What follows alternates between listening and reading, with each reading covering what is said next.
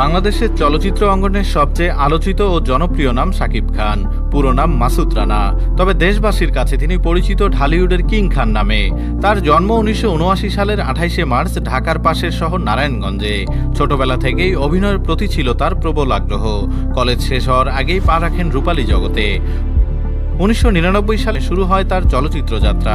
শুরুটা অতটা সহজ ছিল না, সংগ্রাম প্রত্যাখ্যান অপেক্ষা, কিন্তু তিনি হার মানেননি। 2000-এর দশকে একের পর এক হিট সিনেমা উপহার দিয়ে তিনি পৌঁছে যান জনপ্রিয়তার শীর্ষে।